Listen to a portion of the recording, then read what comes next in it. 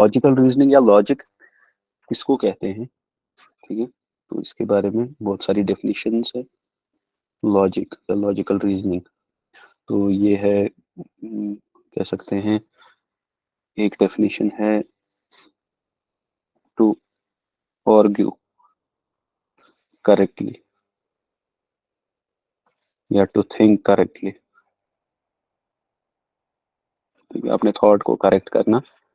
जैसा कि मुस्लिम फिलोसफी में भी लॉजिक की ये डेफिनेशन है कि ये ऐसा आला है जिससे हम सही सोचते हैं, ठीक है, और हम अपने दिमाग में या अपने जो जहन में फिक्री गलतियां होती है उनको दूर करते हैं, तो ये लॉजिक के जरिए हम करते हैं, ठीक है। तो लॉजिक जनरली है टू आर्ग्यू करेक्टली या एबिलिटी टू थिंक करेक्टली। इसी तरह से ऐसे आ सकता है कि it's a science of rules that determine correct thinking, ठीक है, तो रूल्स ऑफ करेक्ट थिंकिंग,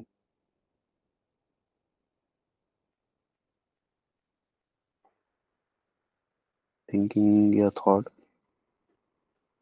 ठीक है, तो ये इसकी डेफिनेशंस हो गई। इसी तरह से कुछ ने इसको कहा है कि इससे हम गलत और बातिल, सच और क्या बोलते हैं उसको, सही और गलत में पहचान करते हैं, ठीक है, तो इसमें क्या आएगा, distinction between true and false, ठीक है, तो ये जो है लॉजिक की बहुत सारी डेफिनेशंस हैं, ठीक है। इसी तरह से आर्ट ऑफ रीजनिंग भी इसको कहते हैं, लॉजिक को आर्ट ऑफ रीजनिंग, ठीक है। तो इसका मतलब क्या है कि हमारे जो लॉजिक है असल में ये एक सिलेबस हुआ करता था ग्रीक्स के यहाँ, उसको कहते हैं ट्रिवियम, ठीक है। ट्रिवियम, ट्रिविया से निकला है, ट्री का मतलब होता है थ्री, और वाया, VIA, रूट को कहते हैं। तो ऐसा रास्ता जहाँ पे तीन रास्ते मिल रहे हो, ऐसा कोई पॉइंट, उसको ट्रिवियम कहते हैं। तो ये साइंस एक सिलेबस हुआ करता था ग्रीक्स के यहाँ, ठीक है, और बहुत इंपॉर्टेंट। और अगर किसी कोई हमजा यूसुफ को पढ़ता हो या उसके लेक्चर्स को देखता हो, तो उन्होंने ये ट्रिविया फिर से स्टार्ट किया है अपने इंस्टीट्यूशन में, ठीक है। ट्रिविया क्या है, ये तीन साइंसेस है, एक तो ग्रामर, लॉजिक और रेटोरिक। ग्रामर तो आपको पता है, जिससे हम सेंटेंसेस, आउटवर्ड जो एक्सप्रेशन है हमारे थॉट्स का, वो सही है गलत है, उनका फॉर्म कैसा होगा, तो वो ग्रामर में आता है, ठीक है, या सिंटैक्स में आता है, ठीक है। तो हम बात कैसे करते हैं, ठीक है, लेकिन बात करने से पहले हम उसको दिमाग में सोचते हैं, ठीक है, हम अपने साथ पहले कोई प्री मेडिटेशन करते हैं, ठीक है। प्री मेडिटेशन यानी पहले हम सोचते हैं कुछ, या जैसे है कि बोलने से पहले सोचना चाहिए, और जनरली जनरली हम कम मतलब हर कोई करता है वो, जब तक हम सोचेंगे नहीं तो बोलेंगे कैसे, ठीक है। तो बोलने से पहले हम सोचते हैं, और वो जो दिमाग में हमारे वर्ड्स होते हैं उनका वो सही है गलत है, वो डिटरमाइन करता है लॉजिक, ठीक है, ताकि हम सही से सोच पाए, ये लॉजिक है। हम सही से बोल पाए, ये ग्रामर है। और तीसरा रेटोरिक होता है, ऐसा सब्जेक्ट जिससे हम दूसरों को समझाते हैं अपनी बात, ऐसे अंदाज से बात करना कि दूसरा समझ जाए, यानी छोटे बच्चे के साथ कैसे बात करनी है, एक ही बात अगर छोटे को समझानी है, बड़े को समझानी है, मर्द को समझानी है, औरत को समझानी है, अपने किसी को समझानी है, गैर को समझानी है, तो हम एक जैसी बात नहीं करेंगे, ठीक है। तो ये कुछ एक्सेप्टेड ट्रुथ्स है, सब लोग एक जैसी बात नहीं समझेंगे। अगर हमें उनको वही बात समझानी है तो हमें दूसरे कोई रास्ते अपनाने हैं, तरीके अपनाने हैं, तो उसको रेटरिक कहते हैं, ठीक है। तो हम अपनी बात को दूसरों को कैसे समझाएं, ठीक है, ताकि वो हमारा उस बात में सपोर्ट करें, उसको रेटरिक कहा जाता है। तो ये तीन सब्जेक्ट्स हुआ करते थे, बहुत इंपॉर्टेंट, और सब्जेक्ट्स ऑफ लिबरल आर्ट्स। तो ये तीन सब्जेक्ट्स ऑफ लिबरल आर्ट्स जो है, ये ट्रिवियम कहलाता है, और ग्रीक्स के यहाँ ये सिलेबस हुआ करता था, बेसिक सिलेबस, ठीक है। तो ये हर किसी को पढ़ना होता था, इसलिए ग्रीक्स ने बहुत लॉजिक पे ज्यादा स्ट्रेस दिया है और उसको सिस्टमैटिक बनाया है उन्होंने, ठीक है। हमारा यहाँ जो अरबिक फिलोसफी है, अरबिक लॉजिक है, वो भी इसी से निकला है। ठीक है, प्रिडोमिनेंटली इसी से निकला है। हमने थोड़े से एडिशन सब्ट्रैक्शंस किए हैं ताकि उसको हम in tune with Islamic principles बनाए, वरना मोस्ट ऑफ द ये जो लॉजिकल रीजनिंग है हमारा, अरबिक थॉट है, वो सारा ग्रीक से आया है। ठीक है, तो ग्रीक्स को ऐसे कहते हैं कि इन ग्रीक्स को रिवाइव भी मुसलमानों ने ही किया है, क्योंकि ग्रीक्स के बाद डार्क एज आ गए, उसमें उन्होंने अपनी किताबें जलाई, पब्लिकेशन में बैन थी। तो जो कुछ भी ओरल या जो अ, हमारे पास बुक्स पहुंची थी, उनको हमने ट्रांसलेट कर लिया अरब्स ने, और उससे उन्होंने अपनी एक फिलोसफी बनाई जो मान लो एक हिसाब से नियो ग्रीक फिलोसफी थी। ठीक है, तो ये जो है ट्रिवियम बहुत इंपॉर्टेंट है, तीनों इंपॉर्टेंट है, और इसमें से सबसे इंपॉर्टेंट जो है हमारे सिलेबस के हिसाब से भी, और बेसिक इंपॉर्टेंस जिसको है पर्सनल लेवल पे भी, वो लॉजिक को है। ठीक है, तो फिर पहले सोचेंगे हम सही, तो फिर हम बोल भी सकते हैं सही। लेकिन अगर पहले सोचेंगे ही नहीं, तो फिर बोलने की तो बात ही क्या है, और दूसरे को कन्वे करने की तो दूर की बात है। तो सबसे पहले जो इसमें बेसिक है वो लॉजिक है, और लॉजिक एक साइंस है, एक आर्ट है, जिसमें क्या करते हैं हम कैसे सही सोचें। ठीक है, और कौन से रूल्स ऐसे हैं जो सही सोच को डिस्टिंक्शन करेंगे फ्रॉम द फॉल्स थॉट्स। ठीक है, तो ये कुछ डेफिनेशंस डिफरेंट ऑथर्स ने दी है, जो है इसकी लॉजिक की। तो लॉजिक जैसे मैथमेटिक्स हमने पिछली बार पढ़ा था कि ग्रीक्स के यहाँ फिलोसफी हुआ करता था।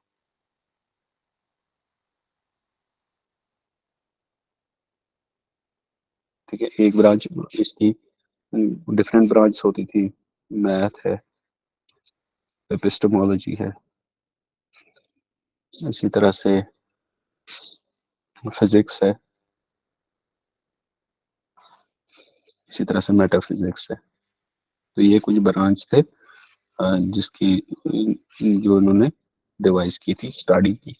और उसमें से एपिस्टेमोलॉजी जो है ये थियरी ऑफ नॉलेज के साथ डील करता है, थ्योरी ऑफ नॉलेज।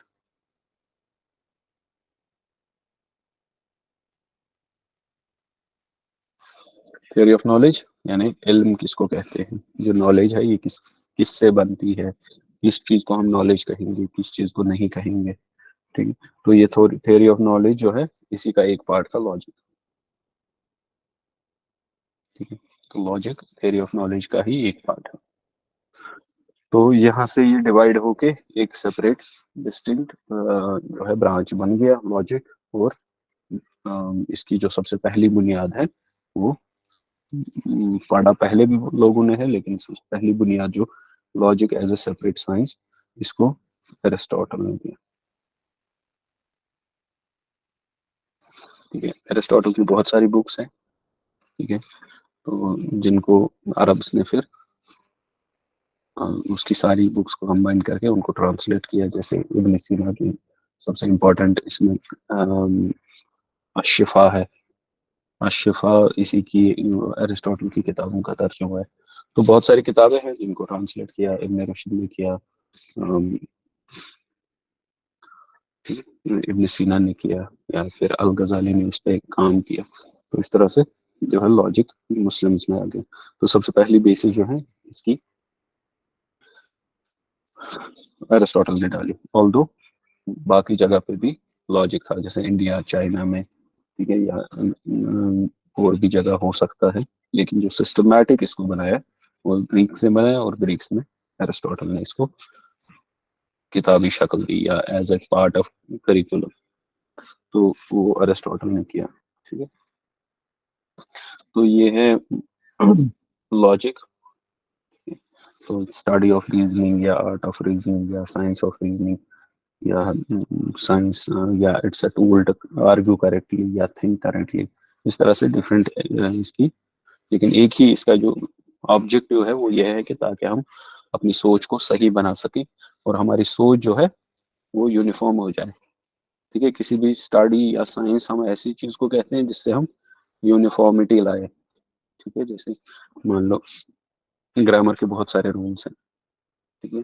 तो हमने क्या किया, हमने नाउन को अलग कर दिया, प्रोनाउन को अलग कर दिया, वर्ब को अलग कर दिया, ताकि हम इनको एक एक करके ले स्टडी कर सकें। ठीक है, ताकि जो डाइवर्सिटी है वो थोड़ा सा स्ट्रीमलाइन हो जाए और पढ़ना आसान हो जाए। ठीक है, इसी तरह से हम ह्यूमंस को पढ़ते हैं, एनिमल्स को पढ़ते हैं। ठीक है, तो हम एक एक करके इनको एक जनरल रूल्स पहले बनाते हैं। ठीक है, किसको हम इंसान कहेंगे। ठीक है, तो हमने फिर इंसानों की ब्रांच को अलग कर दिया, किसको हम कोई और जानवर कहेंगे, उनकी ब्रांच को अलग कर दिया, ताकि हम इनको सिस्टमैटिकली डील कर सकें। तो इसी तरह से एरिस्टोटल ने भी यही किया। ये जो थॉट प्रोसेसेस हैं ये हर किसी के डिफरेंट हैं, लेकिन हमने क्या किया, कुछ यूनिफॉर्म रूल्स लाए।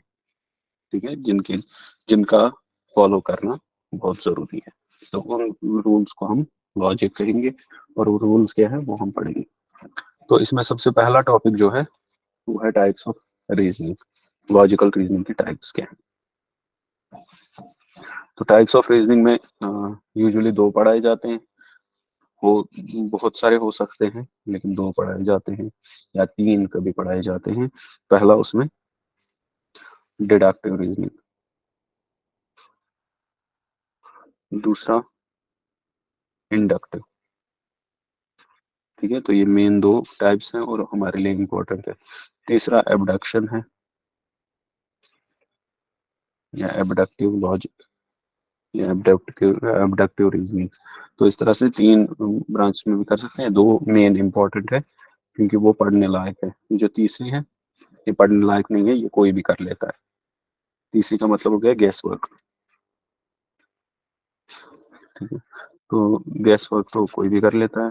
ठीक है, तो सबसे पहले ये जो डिडक्टिव रीजनिंग है, इसका मतलब क्या है। तो डिडक्शन या डिडक्टिव रीजनिंग यह है कि हम किसी जनरल रूल्स बनाते हैं।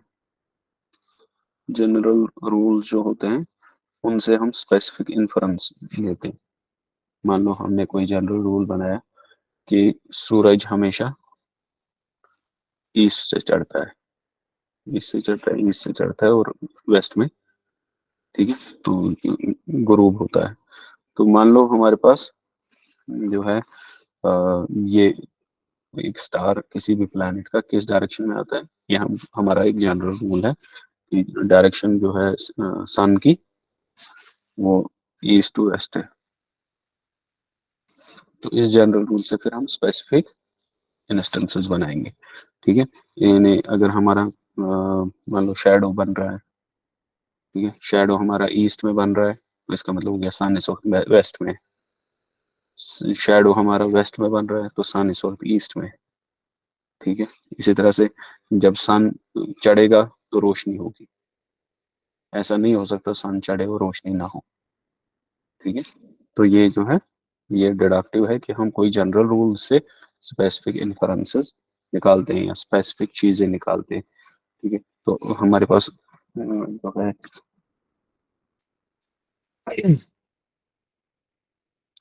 मान लो एग्जाम्पल। एग्जाम्पल क्या है इसकी, सबसे बेसिक एग्जाम्पल जो दी जाती है कि ऑल मैन आर मोर्टल। ठीक है, हर आदमी क्या है, मरेगा। ठीक है, कोई रहने वाला नहीं है, बाकी रहने वाला नहीं है। तो अगर हम ये जनरल रूल हमने बना लिया, फिर हमने देखा कि कोई इंसान है। ठीक है, तो सोक्रेट्स एक मैन है, सोक्रेट्स इज अ मैन।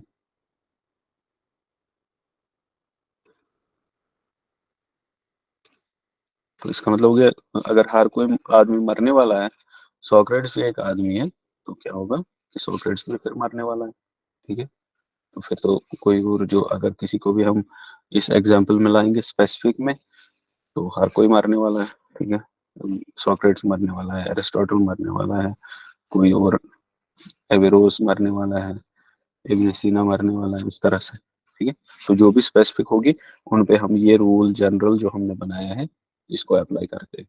ऐसी रीजनिंग जहाँ पे हम जनरल रूल्स को स्पेसिफिक इंस्टेंसेस में अप्लाई करते हैं उसको हम डिडक्टिव रीजनिंग कहते हैं। ठीक है, और इसमें हम क्या करते हैं, जनरल जनरल से स्पेसिफिक की तरफ जाते हैं। यानी जनरल रूल है वो अप्लाई करते हैं स्पेसिफिक इंस्टेंसेस पर। है। इसी तरह से इसमें जो है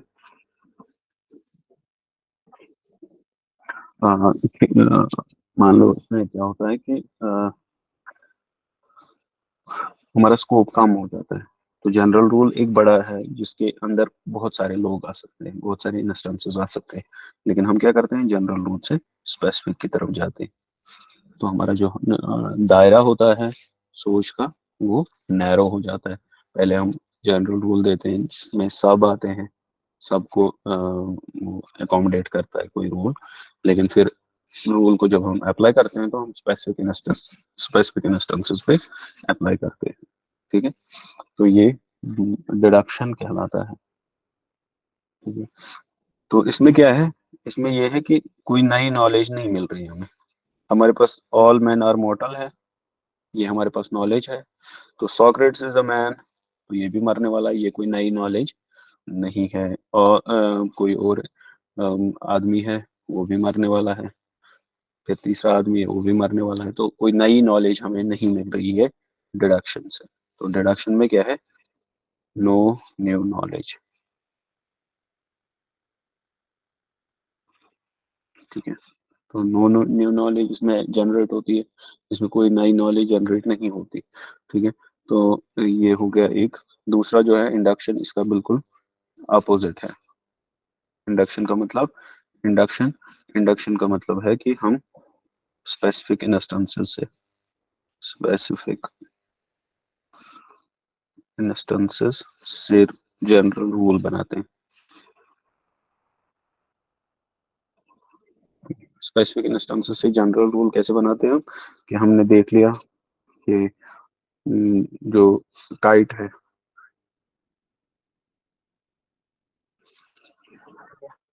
काइट उड़ती है। हमने देख लिया एक काइट वो भी उड़ रही है, दूसरी काइट वो भी उड़ रही है, तीसरी काइट वो भी उड़ रही है। तो हमने एक जनरल रूल बनाया कि काइट क्या करती है, काइट्स फ्लाई।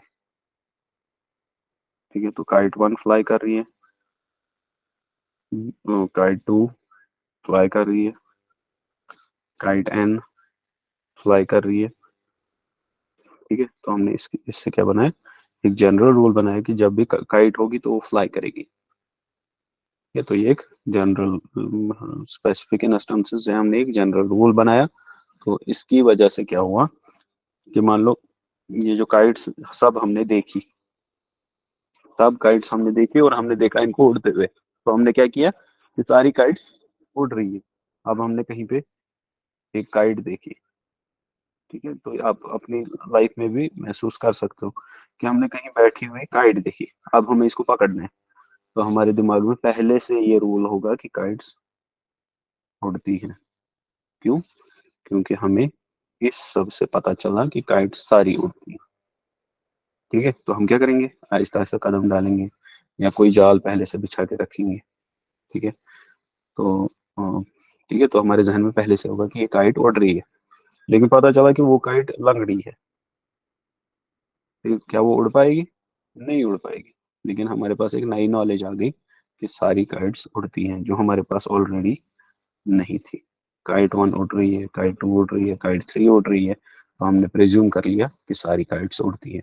और ये एक नई नॉलेज है, ये एक नई थियरी है। ठीक है, तो इससे हमें स्पेसिफिक से जनरल की तरफ जाते हैं और नई नॉलेज हासिल होती है। लेकिन इसमें क्या होता है, सर्टेनिटी नहीं होती है। जैसे मैंने कहा कि कोई काइट है, वो नहीं उड़ रही है, तो क्या हो गया कि ये जो रूल है हमेशा अप्लाई नहीं हुआ। जनरली ये अप्लाई होगा लेकिन हमेशा अप्लाई नहीं होगा। इसलिए क्या देखते हैं हम कि इसमें सर्टेनिटी को हम लूज करते हैं, सर्टेनिटी के बदले में इसमें प्रोबेबिलिटी आती है।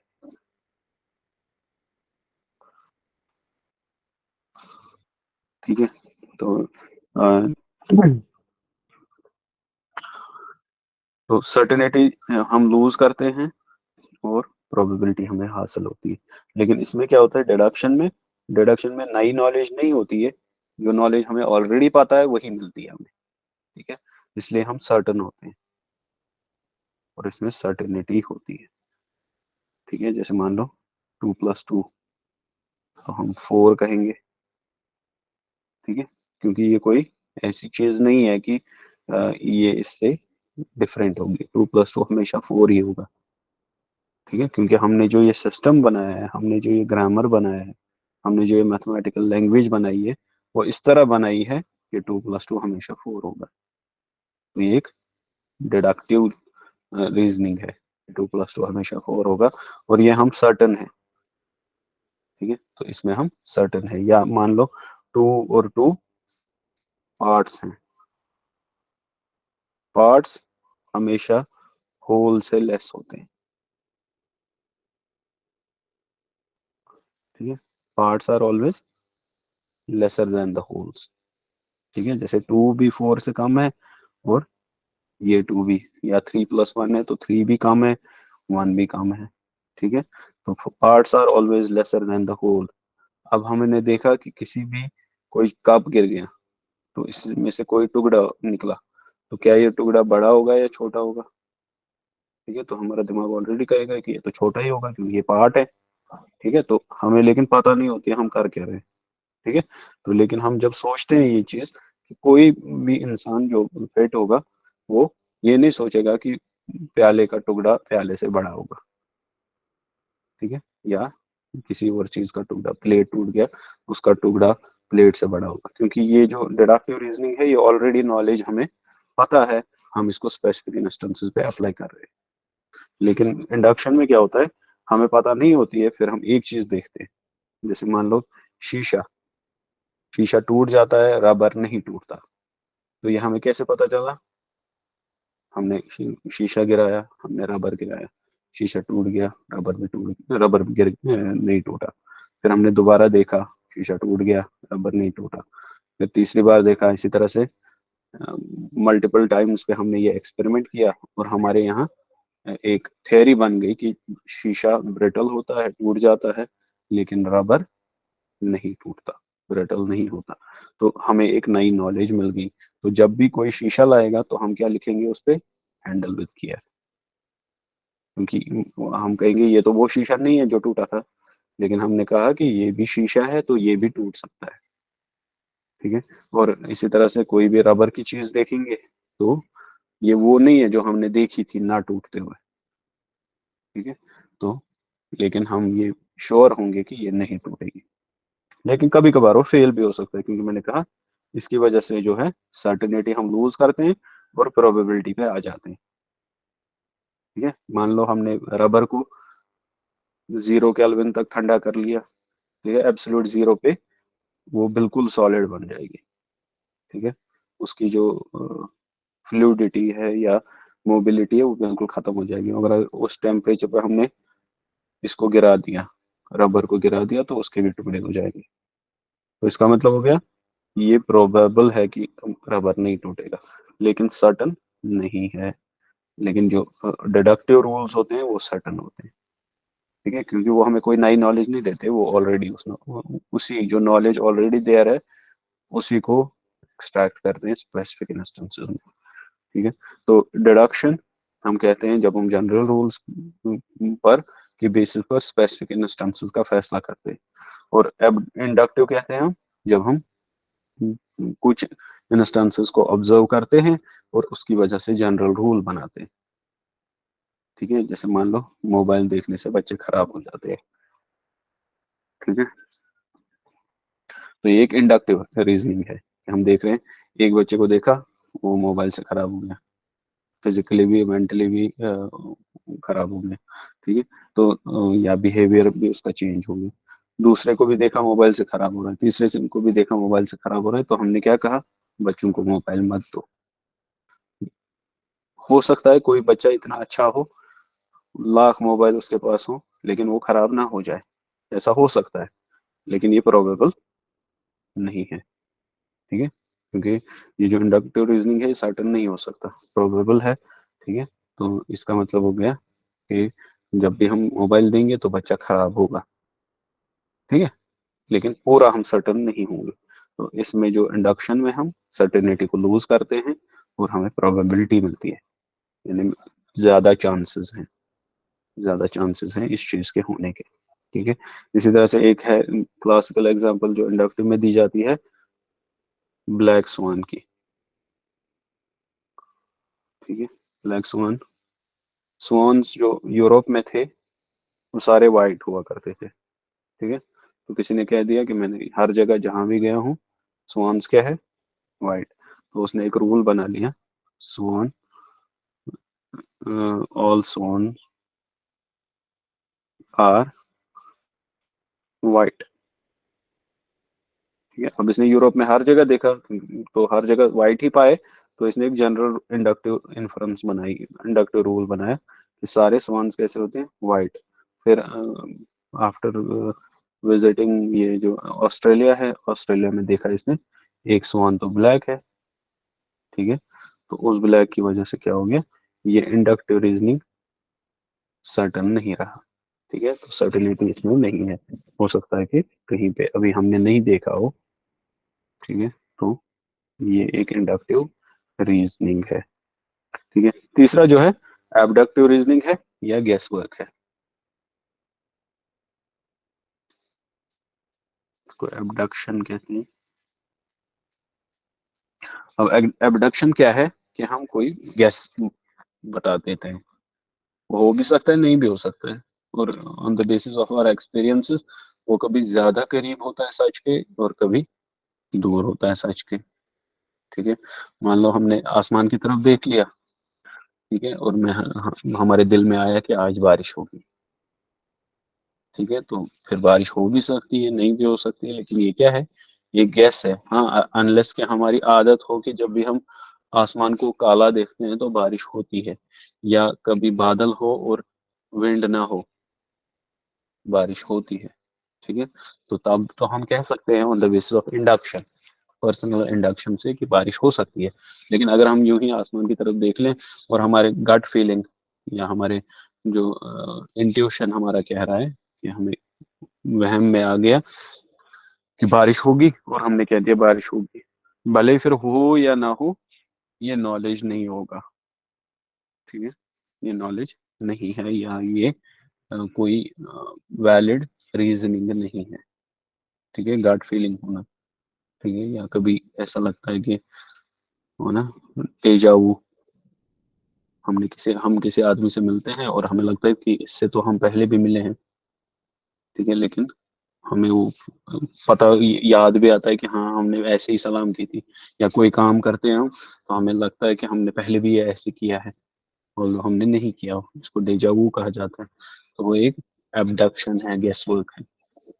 ठीक है, तो ये सही भी हो सकता है लेकिन इसकी चांसेस बहुत कम है, तो ये प्रोबेबल नहीं होता, या इसकी प्रोबेबिलिटी बहुत लो होती है, लो इन प्रोबेबिलिटी।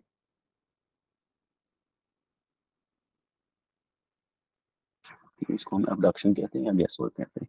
तो इस तरह से तीन चीजें हैं जिनको ये जो रीजनिंग में पढ़े पढ़े जाते हैं। एक तो डेडक्टिव रीजनिंग है, तो डेडक्टिव रीजनिंग में क्या होता है कि मान लो ऑल बीन्स आर वाइट। ठीक है, तो हम किसी भी चीज को बीन देख लेते हैं, कोई बीन देखेंगे तो हम कह सकते हैं इजीली इसका बीन का कलर क्या होगा, वाइट होगा। और मान लो वी हैव सम बीन्स, तो हमारे पास कुछ बीन्स है, तो अगर सारी बीन्स वाइट है, हमारे पास कुछ बीन्स है, तो जो हमारे पास बीन्स है वो भी क्या होंगे, और बीन्स आर आल्सो वाइट।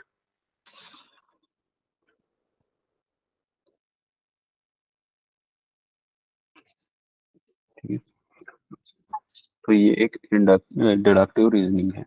ठीक है, या A is equal to B, B is equal to C, therefore A is equal to C. ठीक है, जो यूक्लिडियन ज्योमेट्री का है कि things similar to similar things are similar to each other.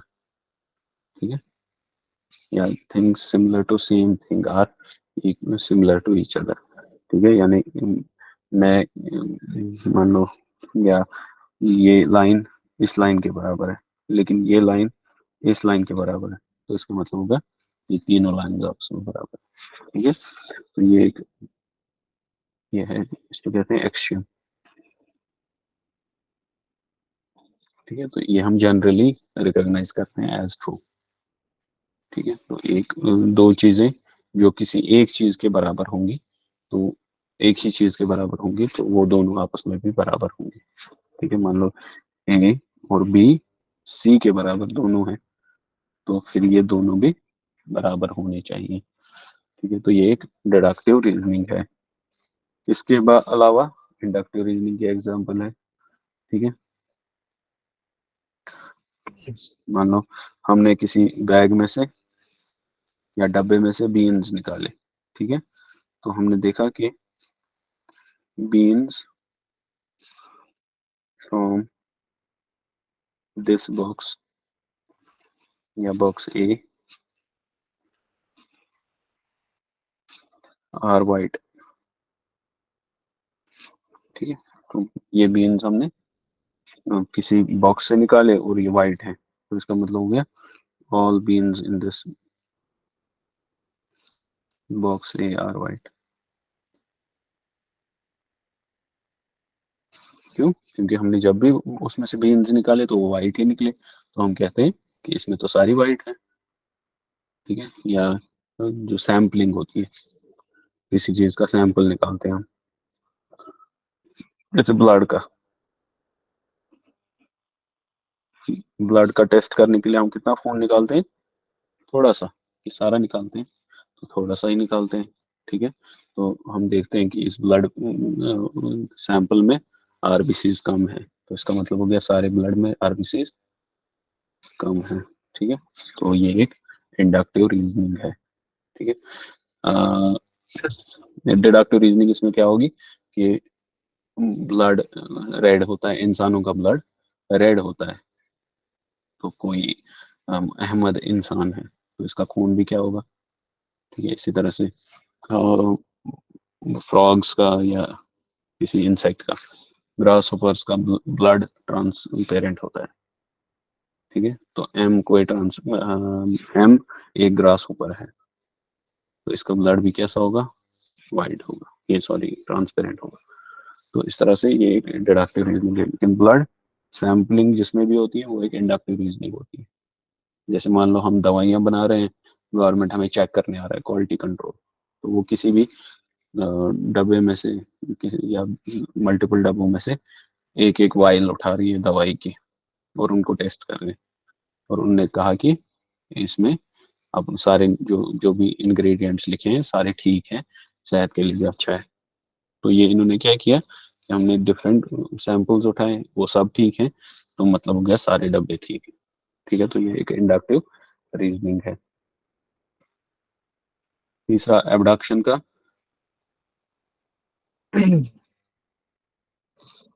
Abduction इसका क्या होगा कि हमने कोई बीन्स किसी बैग से निकाले, तो वो वाइट थे, ठीक है।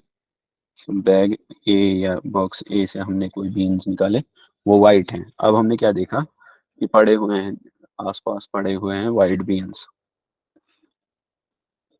ठीक है। तो हमने क्या गेस किया, ये भी इसी में से होंगे, ठीक है।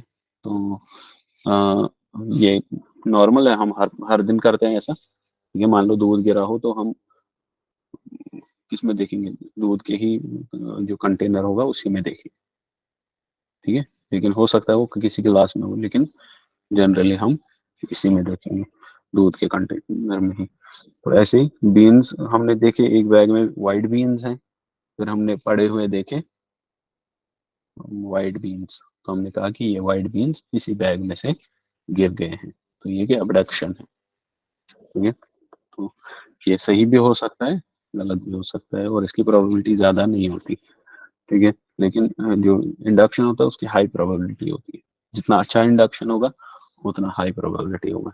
लेकिन डिडक्शन में, डिडक्शन अगर हमने अच्छे से किया तो उसकी सर्टेनिटी बिल्कुल एब्सोल्यूट होती है, ठीक है। सर्टेनिटी उसकी एब्सोल्यूट होती है।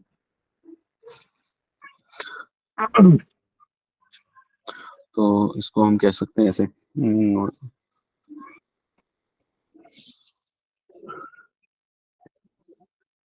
मान लो हम डिफरेंसेस बता रहे हैं, इंपॉर्टेंट डिफरेंसेस आती हैं डिडक्टिव, डिडक्शन और इंडक्शन में।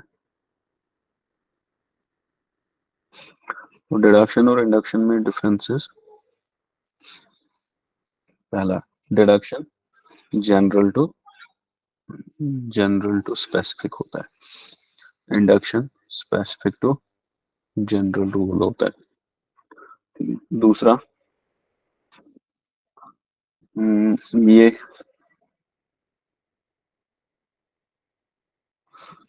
अननोन से नोन, ठीक है, अननोन से नोन, यानी जनरल रूल हमें पता है, ठीक है, और वो एक अननोन चीज है, और अगर हमें जो हमें चीज पता है उस पर वो रूल हम अप्लाई करते हैं, ठीक है। तो जनरल रूल है सारे इंसान क्या है, रेड ब्लडेड है, ठीक है, तो जनरल रूल है ये, और उसको हम किसी एक इंसान पे अप्लाई करते हैं जो हमारे पास पता होती है, जिसको हम जानते हैं, तो इससे हम अननोन रूल नोन चीजों पे अप्लाई करते हैं, और ये इसका उल्टा है, नोन टू अननोन। हमने देखा है डिफरेंट चीजें जिनको हम जानते हैं, हमने देखा है इंसानों को जब भी उनको खून आता है तो वो रेड कलर का होता है, ठीक है। अब हमने दूर से कोई इंसान देखा तो हमने अपनी जगह कह दिया कि जब हम उसको काटेंगे तो वहां से रेड कलर का खून निकलेगा, तो ये नोन टू अननोन है। अच्छा, इसकी वजह से हमें नो न्यू नॉलेज मिल नो न्यू नॉलेज, और इससे हमें न्यू नॉलेज मिलती है, ठीक है। इसके अलावा इसमें थियरी बिल्डिंग नहीं होती,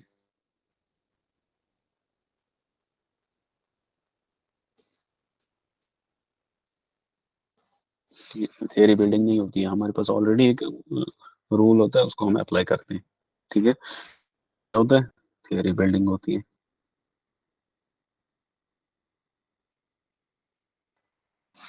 ठीक है, मान लो हमने क्या किया, हमने प्लैनेट्स की मोशन को देखा और हमने देखा ये सारे एंटी क्लॉकवाइज चल रहे हैं, ठीक है, तो हमने प्रिज्यूम किया अपनी जगह, या ये जनरल थियरी बनाई कि प्लैनेट्स मूव करते हैं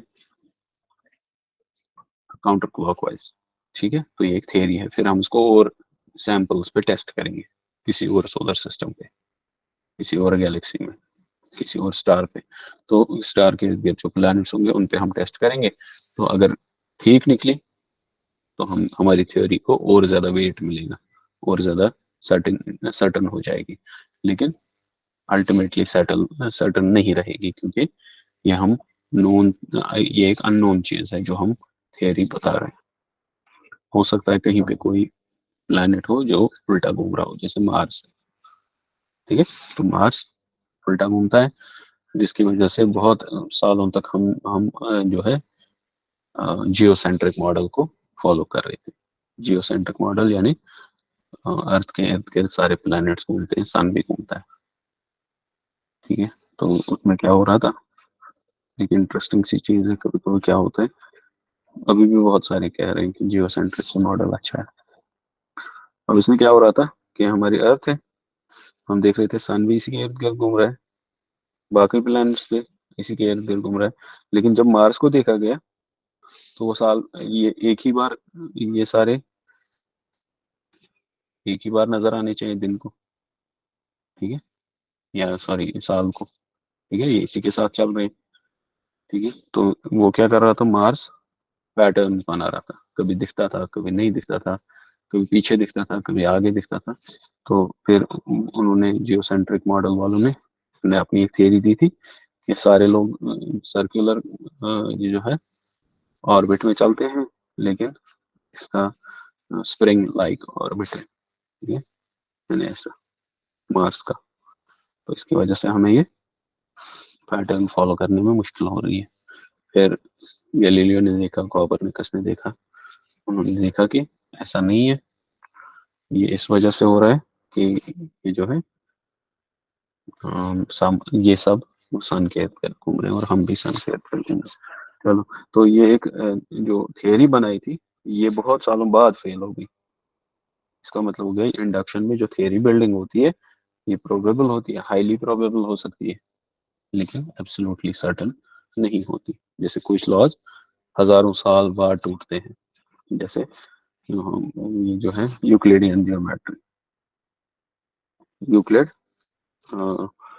अगर आपने नाम सुना हो तो ये ग्रीक फिलोसफर था, लगभग 4th 5th सेंचुरी में, 4th सेंचुरी में शायद कि 5th सेंचुरी में, ऐसा ही है। तो लगभग 16 1700 के बाद इसकी थियरीज को चैलेंज किया गया। मतलब हो गया 2000 2 ढाई हजार साल इसकी थियरीज जो है as a rule, as a general certain rule apply होने लगा, होता था। लेकिन 2000 या 2000 से ज्यादा साल के बाद इसको चैलेंज किया गया और कुछ इंस्टेंसेस पे दिखाया गया कि ये वैलिड नहीं है। ठीक है, इसी तरह से थ्योरी ऑफ जो फ्लूइड्स है ग्रीक्स की, इंसान में खून ज्यादा होने की वजह से उसको गुस्सा ज्यादा आता है, खून कम होने की वजह से वो ज्यादा काम नहीं कर पाता। कोई और फ्लूइड या लिम्फ लिम्फ कम होने की वजह से कुछ और कर पाता है वो, या किसी को कोई मेंटल इलनेस होती है तो कोई ना कोई लिक्विड इसमें कम या ज्यादा हो गया। तो थ्योरी ऑफ फ्लूइड्स थे, इसमें 5 फ्लूइड्स का कहते थे कि उनके हम जो लेवल्स हैं डिफर डिफर होने से। अगर आपने गैलन सुना हो, गैलन एक ग्रीक ये क्या कहेंगे इसको, फिजिसिस्ट था। ठीक है, डॉक्टर था, और ये क्या बताता था, ये यही थ्योरी ऑफ फ्लूइड्स में भरोसा करता था। और ये उसी के रिलेटेड, जैसे यहाँ भी अभी हिकमत में यूनानी जो दवाइयाँ हैं वो यूजुअली फ्लूइड थियरीज को प्रेफरेंस देती है। तो गैलन उसका नाम था। गैलन को शायद जालिनोस कहते हैं, कुछ ऐसा ही कुछ नहीं। गैलन, तो गैलन की थियरी थी, लेकिन बहुत सालों बाद, 2000 साल बाद वो भी प्रूव होगी कि यह सही नहीं है। ठीक है, तो इंडक्टिव हमें बहुत अच्छी थियरीज दे सकता है, बहुत प्रोबेबल थियरीज दे सकता है, और हमारे जो प्रॉब्लम्स है वो भी हल हो सकती है। ठीक है, जैसे न्यूटन की थियरीज है, अभी तक हम पढ़ रहे हैं। ठीक है, 400 साल हो गए फिर भी हम पढ़ रहे हैं। और रिसेंटली या 20th सेंचुरी के सेकंड हाफ में वो प्रूव हो गई कि वो उतनी ज्यादा कोई करेक्ट थेरीज नहीं है, लेकिन उनकी वजह से हमारा काम निकल जाता है, काम चल जाता है, तो उनको हमने डिस्कार्ड नहीं किया। तो इंडक्शन से हमें थियरी बिल्डिंग हो सकती है, और वो बहुत बहुत ही अच्छी थियरीज हो सकती है। ठीक है, और एक बहुत ही स्ट्रॉन्ग थियरीज हो सकती है, बहुत प्रोबेबल थियरीज हो सकती है, लेकिन जरूरी नहीं है वो सर्टन हो। ठीक है, और कभी कभी वो फेल हो भी सकती है। तो ये डिडक्शन है, इसमें थियरी बिल्डिंग नहीं होती, इंडक्शन में थियरी बिल्डिंग होती है, ये याद रखना है।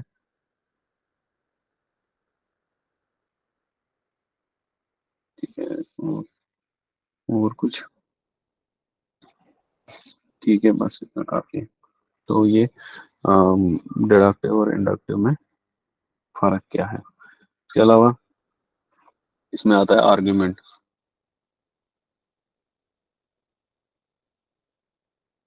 अब आर्ग्यूमेंट किसको कहते हैं हम, अपना कोई पॉइंट प्रूव करने के लिए जो हम रीजंस देते हैं उसको आर्ग्यूमेंट कहा जाता है। ठीक है, आर्ग्यूमेंट क्या है, reason put forward to prove statement. ठीक है, हम किसी स्टेटमेंट को प्रूव करने के लिए आर्ग्यूमेंट्स बनाते हैं। ठीक है, तो अ, जो है आर्ग्यूमेंट्स, इसमें क्या करते हैं हम, एक बात को प्रूव करने के लिए बहुत सारी बातें बोल देते हैं। ठीक है, एक स्टेटमेंट को, एक सेंटेंस को प्रूव करने के लिए बहुत सारे सेंटेंसेस लाते हैं। ठीक है, तो जैसे मान लो कि हमें बताना है कि मान लो छाता साथ लेना है या नहीं। ठीक है, छाता साथ लेना है या नहीं, तो बाहर धूप है, तो हमें अपने दोस्त को समझाना है, हमें छाता साथ लेना चाहिए। ठीक है। तो वो कहता है अभी तो धूप है, छाता क्यों साथ उठाना है? तो हम कहते हैं जब भी धूप होती है, ठीक है, तो सन इवेपोरेशन कॉज करता है, और इवेपोरेशन की वजह से क्लाउड फॉर्मेशन होती है। ठीक है। क्लाउड फॉर्मेशन की वजह से अगर विंड नहीं होगी तो क्लाउड्स असेंड करते हैं, ऊपर चढ़ते हैं।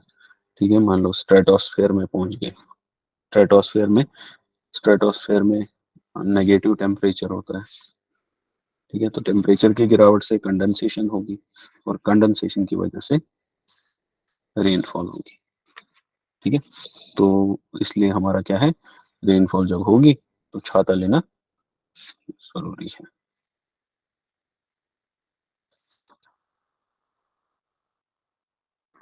ठीक है। अब ये जो सारी बातें हमने की, ये स्टेटमेंट्स हैं, और ये सब क्या कर रही है, ये जो अम्ब्रेला इज नेसेसरी, इसको सपोर्ट दे रही है।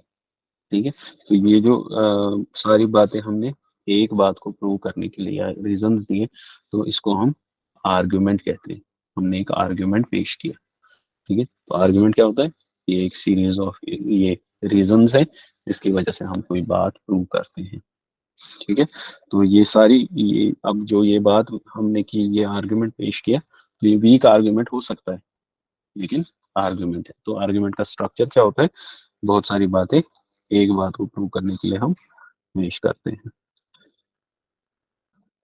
ठीक है। तो ये एक आर्गुमेंट कहलाता है, और आर्गुमेंट का सबसे इंपॉर्टेंट टाइप जो है वो सिलॉजिज्म है। ठीक है। सिलॉजिज्म हम ऐसे आर्गुमेंट को कहते हैं जिसमें दो स्टेटमेंट्स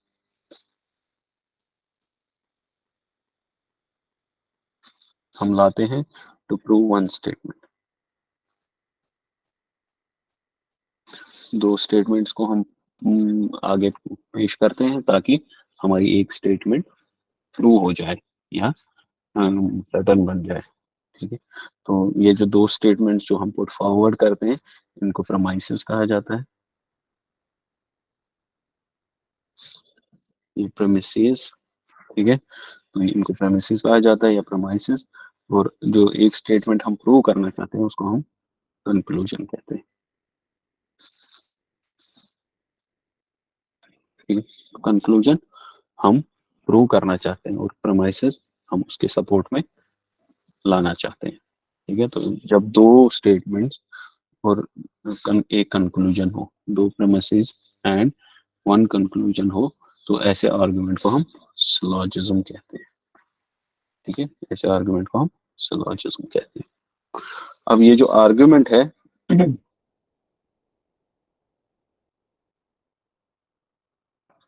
या तो डिडक्टिव हो सकता है, या तो इंडक्टिव हो सकता है। इंडक्टिव, डिडक्टिव और इंडक्टिव या तो वैलिड हो सकते हैं, या इनवैलिड। इसी तरह से इंडक्टिव रीजनिंग या तो स्ट्रांग हो सकती है, इसमें वैलिड इनवैलिड नहीं होती, स्ट्रांग होती है। स्ट्रांग और वीक हो सकती है। ठीक है। तो ये जो वैलिड है, डिडक्टिव रीजनिंग अगर वैलिड होगी और इसके प्रेमाइसेस सारे ट्रू होंगे, तो उसको हम साउंड आर्गुमेंट कहते हैं। ठीक है। ठीक है। तो अगर ट्रू, वैलिड, डिडक्शन वैलिड होगा और स्टेटमेंट्स ट्रू होंगे, तो उसको साउंड आर्गुमेंट कहते हैं। अगर वैलिड तो होगा लेकिन स्टेटमेंट्स ट्रू नहीं होंगे, तो उसको अनसाउंड कहेंगे। ठीक है। तो वैलिड में, वैलिड इनवैलिड में चाहे सही हो या गलत हो, वो अनसाउंड ही आएगा। इसका मतलब होगा कि कभी कभार हमें आर्गुमेंट तो ठीक होगा, हम अच्छे से आर्गुमेंट बता सकते हैं, लेकिन जो कंक्लूजन ड्रॉ कर रहे हैं हम, वो सही नहीं होगा। ठीक है। मान लो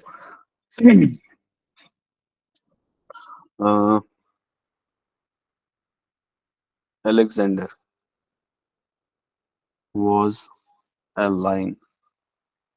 ठीक है। अलेक्जेंडर एक शेर था। ठीक है, जिससे हम नॉर्मल बात कर रहे हैं। और हम क्या कह सकते हैं, ऑल लाइन्स आर कार्निवोरस। ये भी सही है। अलेक्जेंडर बहुत बहादुर था, एक शेर था। ये भी सही है। और इससे हमने डिडक्ट किया कि हम अलेक्जेंडर जो था ये कार्निवोरस था। ठीक है। तो अलेक्जेंडर एक शेर था, और हर शेर कार्निवोरस होता है। तो इसका मतलब हो गया अलेक्जेंडर भी क्या था, कार्निवोरस। ठीक है। अब ये सब दोनों, ये भी ट्रू है, ये भी ट्रू है, लेकिन कंक्लूजन ट्रू नहीं आ रहा है।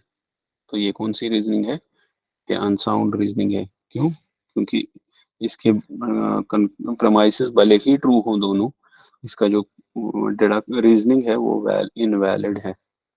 इनवैलिड क्यों है? क्योंकि यहाँ पे जो लाइन का मतलब था, ये शेर नहीं था बल्कि बहादुरी था। ठीक है। और यहाँ पे जो लाइन का मतलब है, ये एनिमल है। ठीक है। तो यहाँ पे ये जो लाइन है ये क्वालिटी है, और यहाँ पे जो लाइन है ये सब्जेक्ट है। तो ये इसमें डिफरेंट हो गया, ये लाइन अलग है, ये लाइन अलग है। ठीक है। तो ये हो गया कि अगर डिडक्शन वैलिड होगा और प्रमाइसेस ट्रू होंगे तो आर्गुमेंट साउंड होगा। और अगर डिडक्शन वैलिड होगा लेकिन आर्गुमेंट ये सॉरी प्रमाइसेस फॉल्स होंगे तो उसको हम अनसाउंड कहेंगे। इसी तरह से अगर डिडक्शन ही इनवैलिड होगा तो भले ही प्रमाइसेस ट्रू हो या फॉल्स हो, ये अनसाउंड ही होगा। ठीक है। और कभी कभार हमें सही लगेगा। ठीक है। मान लो ये तो हमें पता है अलेक्जेंडर वाज अ लाइन, और ये हमें पता है कि ये लाइन वाइन किसके लिए इस्तेमाल होता है। मान लो हम ऐसे थे कि हमें ये नहीं पता था।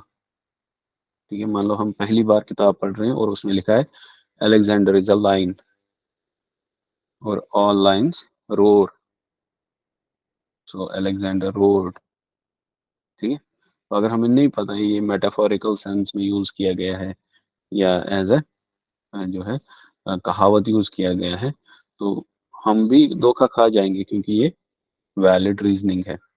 वैलिड रीजनिंग से कभी अनट्रू या अनसाउंड आर्गुमेंट आ सकता है, लेकिन उसमें क्या किया होगा, यही कोई एरर होगा। ठीक है। तो वैलिड जो अ, जिसका फॉर्म ठीक होगा, फॉर्म यानी उसकी बनावट ठीक होगी, आर्गुमेंट के हिसाब से उसकी बनावट जो है, मेकअप जो है वो सेम ठीक होगा, लेकिन उसमें प्रोमाइसेस ट्रू होंगे तो साउंड होगा, और अगर फॉल्स होंगे तो अनसाउंड होगा। और इनवैलिड, अगर उसमें कोई डिडक्शन जो है, रीजनिंग जो है उसका कोई रूल टूट रहा है, जैसे यहाँ पे टूट रहा है कि ये लाइन अलग मीनिंग में है और इस लाइन को का मीनिंग अलग है, लेकिन हम इन दोनों को सेम मीनिंग कंसिडर कर रहे हैं, तो ये जो है इनवैलिड रीजनिंग है। और इनवैलिड रीजनिंग भले ही सच हो या झूठ हो, वो अनसाउंड होगी। ठीक है। तो यहाँ पर हमने देखा कि दोनों ट्रू प्रोमाइसेस हैं, और कंक्लूजन फिर भी ट्रू नहीं है। कभी उल्टा हो सकता है कि दोनों फॉल्स कंक्लू ये होंगे प्रोमाइसेस, लेकिन कंक्लूजन ट्रू आ जाएगा। जैसे मान लो हॉर्स इज ए प्लांट। ठीक है। प्लांट्स मूव या plants run very fast, therefore horse runs very fast. अब इसमें पहले दोनों प्रेमाइसेस क्या हैं, झूठ है, और कंक्लूजन ट्रू है। ठीक है। लेकिन यहाँ पर क्या हो रहा है कि हमने इनवैलिड डिडक्शन किया है। ठीक है। तो बात समझ आ रही होगी कि हॉर्स रन्स वेरी फास्ट। तो यहाँ पे क्या है, हमने डिडक्शन जो है वो इनवैलिड किया है। तो भले ही कंक्लूजन ट्रू हो या प्रेमाइसेस ट्रू हो, वो तब भी अनसाउंड ही रहेंगे। जैसे इसमें प्रेमाइसेस ट्रू है लेकिन कंक्लूजन फॉल्स है। यहाँ पे दोनों प्रेमाइसेस फॉल्स हैं लेकिन कंक्लूजन सच आ गया। ठीक है। तो लेकिन ये फिर भी इनवैलिड रहेगा, तो उससे ट्रुथ वैल्यू से कोई भी फर्क नहीं पड़ेगा डिडक्शन पे, क्योंकि ये इनवैलिड डिडक्शन है। इसी तरह से इंडक्शन, इंडक्शन या तो स्ट्रांग होगा, यानी हमारी जो पर्टिकुलर एग्जांपल्स है वो बहुत ज्यादा है। जैसे हमने हर जगह की दुनिया के सारे इंसानों को देखा कि हमने देखा इनका जो ब्लड है वो रेड कलर का है, तो ये एक स्ट्रांग इंडक्शन है।